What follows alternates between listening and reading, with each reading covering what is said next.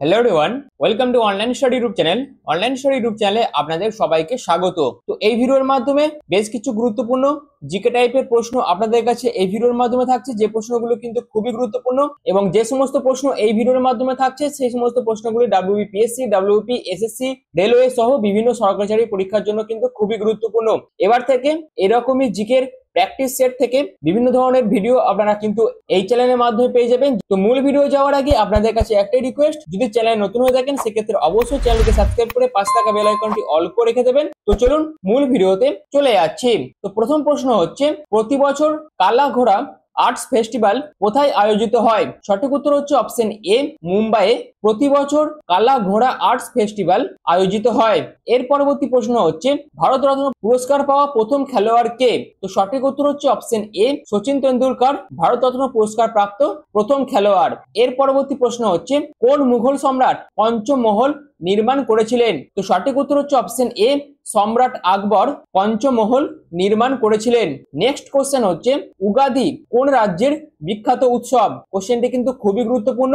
তো উগাদি হচ্ছে option D, অন্ধ্রপ্রদেশের একটি বিখ্যাত উৎসব।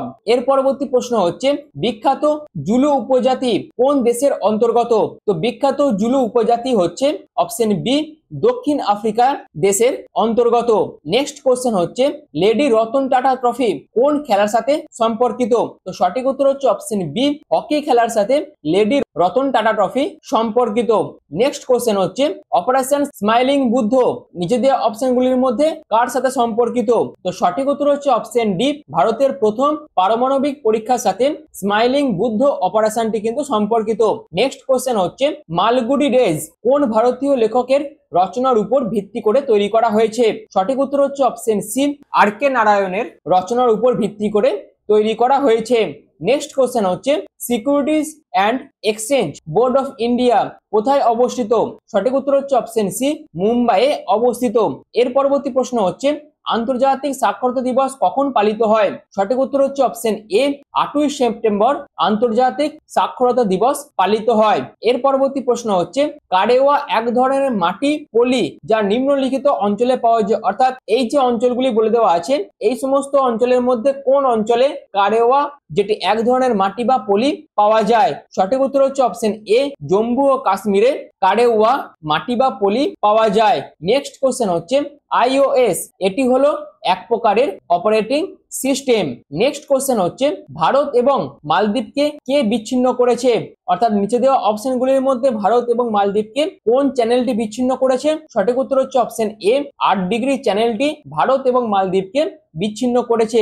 এর পরবর্তী প্রশ্ন হচ্ছে, অর্থনৈতিক পরিকল্পনা ধারণাটি প্রথম কে উল্লেখ করেন? সঠিক উত্তর হচ্ছে অপশন বি, স্যার এম বিশ্বেশ্বরাইয়া অর্থনৈতিক পরিকল্পনার ধারণাটি প্রথম উল্লেখ করেছিলেন। নেক্সট কোশ্চেন হচ্ছে, কত বছর বয়সে মহাবীর গৃহত্যাগ করেন? খুবই ভালো একটি কোশ্চেন। তো সঠিক উত্তর হচ্ছে অপশন ডি, 30 বছর বয়সে মহাবীর গৃহত্যাগ করেছিলেন। এর পরবর্তী প্রশ্ন হচ্ছে, নিম্নের কোনটি ভারতের বৃহত্তম ইউরেনিয়াম খনি? সঠিক উত্তর হচ্ছে অপশন বি, তুমলা পল্লে হচ্ছে ভারতের বৃহত্তম ইউরেনিয়াম খনি।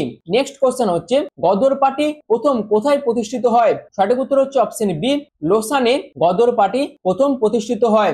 এর পরবর্তী প্রশ্ন হচ্ছে, নিচের মধ্যে কে ই কমার্স স্টোর ফ্লিপকার্টের সহ প্রতিষ্ঠাতা? তো সঠিক উত্তর হচ্ছে অপশন সি, বিনি বানসাল হলেন ই কমার্স স্টোর ফ্লিপকার্টের সহ প্রতিষ্ঠাতা। নেক্সট কোশ্চেন হচ্ছে, সুন্দরবনের সীমারেখা কে নির্ধারণ করেছিলেন? তো সঠিক উত্তর হচ্ছে অপশন ডি, ড্যাম্পিয়ার এবং হজেস সুন্দরবনের সীমারেখা নির্ধারণ করেছিলেন।